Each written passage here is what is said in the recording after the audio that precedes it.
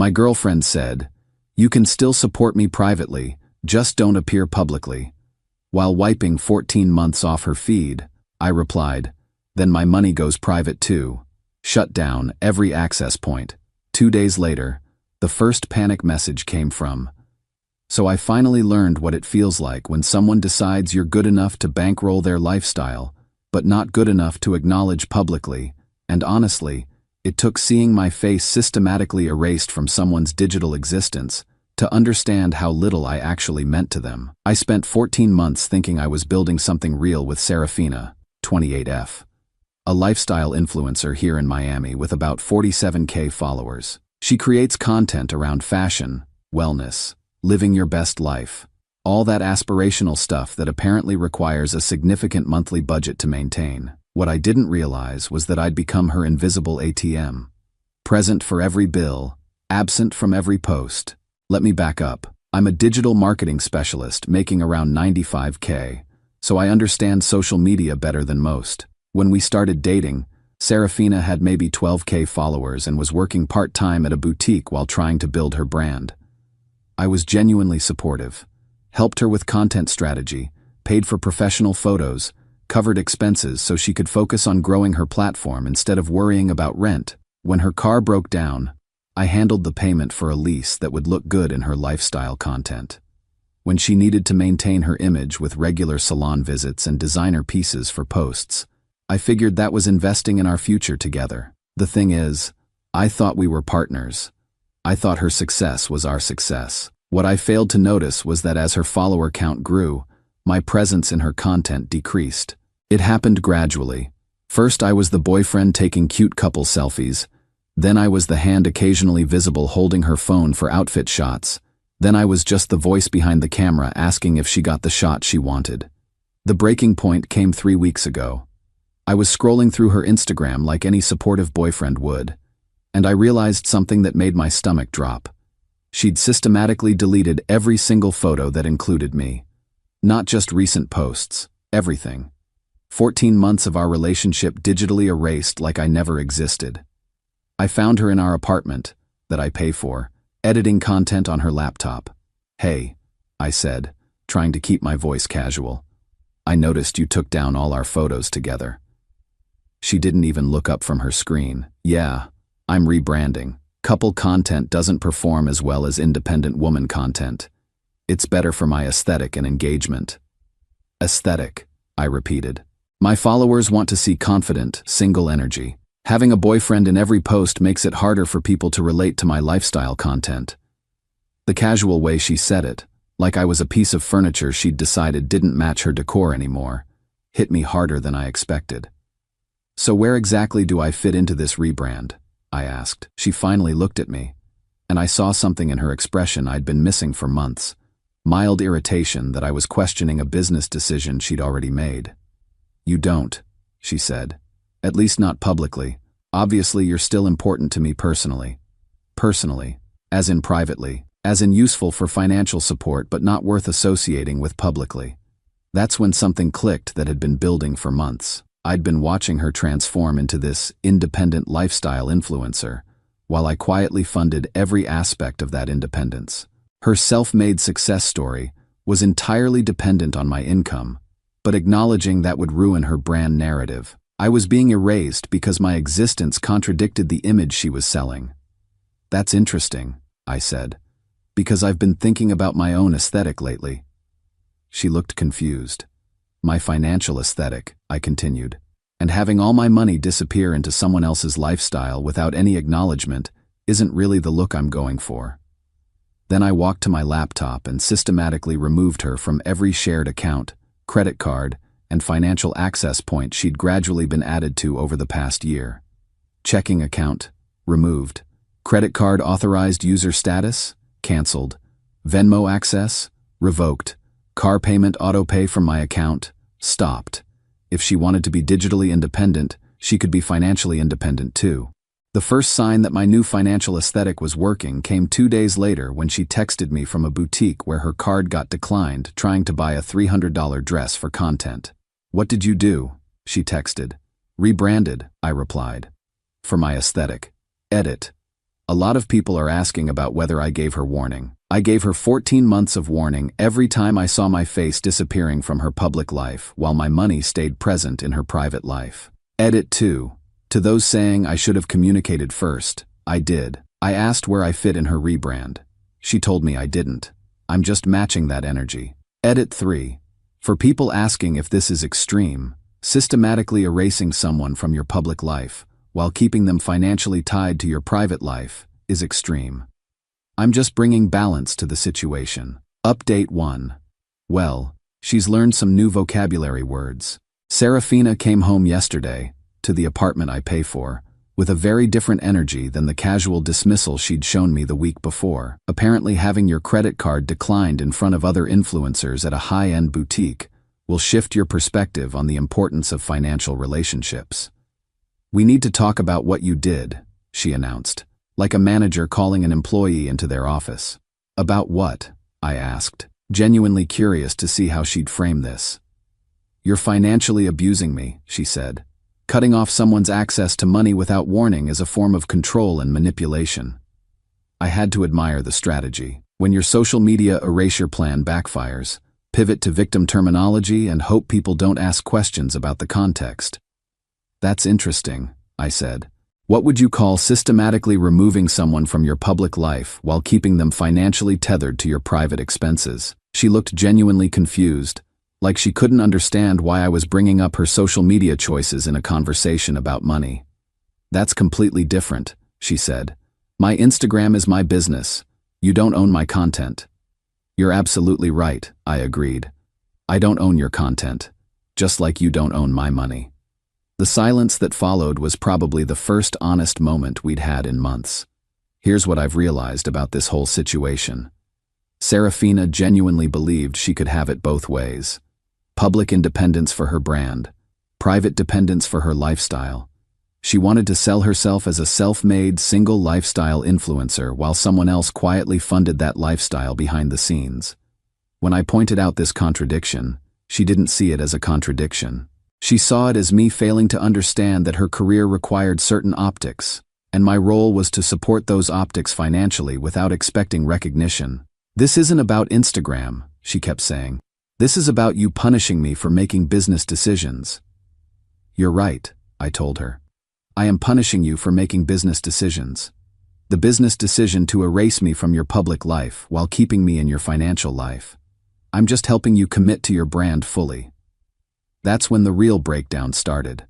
Not the tears and emotions breakdown, but the practical consequences breakdown. Without access to my accounts, she couldn't afford the apartment, couldn't make her car payment, couldn't maintain the shopping habits that fueled her content, couldn't afford the salon visits and dining experiences that made up her lifestyle brand. Her entire independent woman aesthetic was completely dependent on financial support she'd decided was embarrassing to acknowledge. The friend group response has been telling. About half of them support her position that couples should keep their finances separate from their social media choices. The other half are asking pointed questions about why she needed to erase me completely instead of just posting less couple content. Her photographer friend Bram accidentally let slip that she'd been planning a rebrand as a newly single lifestyle influencer, which explains the systematic photo deletion and the casual dismissal of my concerns. When I asked her about that, she said, "It's not like I was actually going to break up with you. I just wanted the content flexibility." Content flexibility. That's what she called planning to publicly pretend she was single while privately remaining financially supported. I've been doing digital marketing for 8 years. I understand the tension between authentic life and brand management. But what Serafina was doing wasn't brand management. It was identity fraud. She was selling a lifestyle story that was fundamentally false, and she expected me to subsidize that false narrative while accepting complete erasure from it. Edit. For people saying I should have tried couples counseling first, you can't counsel someone out of viewing their relationship as a business expense they don't want to acknowledge publicly. Edit 2. Several people asked about her financial abuse claim. Removing someone from accounts they were added to as a courtesy isn't financial abuse. Financial abuse would be controlling money that belongs to them. All of this was my money that I was choosing to share. Edit 3. To those asking what I want out of this, I want her to understand that you can't simultaneously erase someone and depend on them. Pick one. Update 2. The internet has a weird way of figuring out authenticity, and Serafina's rebrand is not going well. It started when one of her followers noticed something interesting. Her content showed this amazing independent lifestyle: designer clothes, expensive restaurants, luxury apartment, new car. But her Venmo history, which she'd made public for transparency, showed almost no incoming payments except from me. Someone screenshot the disconnect and posted it with the question, how is she affording this lifestyle on her own if her payment history shows she's financially dependent on her boyfriend who she's erased from all her content? The post went viral in the Miami influencer community. Not huge viral, but enough that people started asking questions in her comments. Where does your income actually come from? Is this lifestyle authentic if someone else is paying for it? Why aren't you showing the person who makes this content possible? Serafina tried to control the narrative by posting a story about private relationships and public brands, but it just made people more curious. Comments started getting brutal. So you're selling independence while being completely financially dependent? This feels like false advertising. Your whole brand is based on a lie. Her engagement started dropping because people felt misled. They'd been following someone they thought was building something on her own, and finding out it was essentially funded content changed how they viewed her posts. The really damaging part came when local Miami influencers started talking about it. Apparently, Serafina had been judging other creators for not being authentic enough, while running what was essentially a funded lifestyle fiction account. The irony wasn't lost on anyone. Someone who preached authenticity was living a completely inauthentic financial situation. 3 sponsor deals got dropped when brands realized the disconnect between her self-made messaging and her actual financial reality. Companies that partnered with her for independent woman campaigns didn't want to be associated with someone whose independence was entirely fabricated. Meanwhile, I've been watching this unfold while living in what can only be described as financial peace. Not having to cover her 200-month lifestyle has meant I can actually save money, invest properly, and think about my own financial goals instead of just enabling someone else's aesthetic choices. My work performance has improved dramatically because I'm not constantly stressed about money or checking my accounts to see what surprise expenses have appeared. My digital marketing clients have noticed the difference, and I got promoted to senior specialist last month with a nice salary bump. The crazy part is how different my life feels without the constant financial drain. I'd gotten so used to living paycheck to paycheck despite making decent money that I'd forgotten what financial stability actually felt like. Serafina, meanwhile, has had to move back in with her parents in Coral Gables because she couldn't afford the Miami apartment on her actual income. Her car got repossessed when the payments stopped coming from my account. Her whole lifestyle brand collapsed the moment the financial foundation was removed. She's tried to frame this as me being vindictive, but honestly, I just stopped funding a fictional narrative. If your entire brand depends on hiding who's actually paying for it, maybe the problem isn't with the person refusing to stay hidden. The most telling moment came when she asked me to just help her get back on her feet, and promised she'd include me in her content going forward. I'll post couple content again, she said, like she was offering me a huge concession. We can build the brand together. But that's when I realized the fundamental problem. She still saw our relationship as content. She was willing to acknowledge my existence if it helped her rebuild her follower count, but that acknowledgement would still be strategic, not genuine. Eat it. People asking about whether I feel guilty. I feel guilty that I enabled someone to build a false brand for so long. I should have recognized the red flags when she started erasing me while keeping my financial support. Edit 2. To those saying this is petty, systematically erasing someone from your public life while depending on their private support isn't a relationship, it's a business arrangement. I just stopped being her silent investor. Edit 3. Someone asked if I miss her. I miss who I thought she was before I realized I was funding a performance instead of supporting a partner.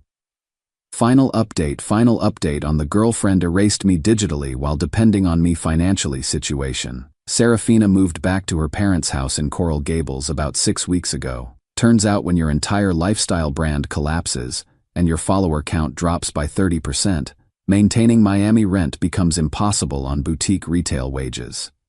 Her Instagram now has about 32K followers, still respectable, but not enough to sustain the lifestyle influencer income she'd been building toward. The rebrand to authentic, independent woman didn't survive the reality check of actual independence. As for me, these past 3 months have been a masterclass in what happens when you stop subsidizing someone else's fictional life and start investing in your own actual one. The financial change alone has been staggering. Not spending $3,200 a month on someone else's aesthetic choices means I've been able to put $9,600 into investments over the past 3 months. I've built an emergency fund for the first time in my adult life. I've been able to think about long-term financial goals instead of just wondering whether my account will survive the next Instagram-inspired shopping trip. But the emotional shift has been even bigger. I didn't realize how much mental energy I'd been spending on managing someone else's financial relationship with reality, always calculating whether we could afford her next content idea, always wondering if questioning a purchase would trigger a conversation about how I was stifling her creativity, always feeling guilty for having thoughts about money when she was building something important. Living without that constant background stress has been like breathing clearly for the first time in over a year. My work life has improved dramatically. When you're not constantly checking your bank account to see what unexpected charges appeared, when you're not fielding texts about declined cards during client meetings, you can actually focus on your career. I got promoted to Senior Digital Marketing Specialist, which came with a 20% raise and significantly better project assignments. The irony isn't lost on me that my career took off the moment I stopped funding someone else's career dreams. I've also learned something important about social media and relationships. When someone systematically erases you from their public life while keeping you in their private financial life, they're telling you exactly how they value you. You're useful, not important. You're support, not a partner. The hardest part of this whole experience wasn't the breakup itself. It was realizing how long I'd been accepting a relationship where my primary value was economic, while my personal value was embarrassing enough to hide. I keep thinking about this conversation we had about 2 months into dating, where Serafina told me she wanted to build something real with someone who understood her ambitions. I thought that meant someone who would support her dreams. What it actually meant was someone who would fund her dreams while staying invisible. I've started dating someone new, Maria, who works in software development and has her own very healthy relationship with both money and social media. When I told her about the whole situation, her response was perfect. Wait, she erased you from her posts while you were paying her rent? That's not a relationship. That's employment. That's exactly what it was. I'd been employed as Serafina's lifestyle subsidy while she branded herself as independent. When I quit that job, her whole business model collapsed. The weirdest part is that I'm not even angry about it anymore. I'm grateful. Grateful that she showed me exactly who she was before I wasted more time and money on someone who saw me as a resource rather than a person. Grateful that her digital erasure taught me the importance of reciprocal respect in relationships.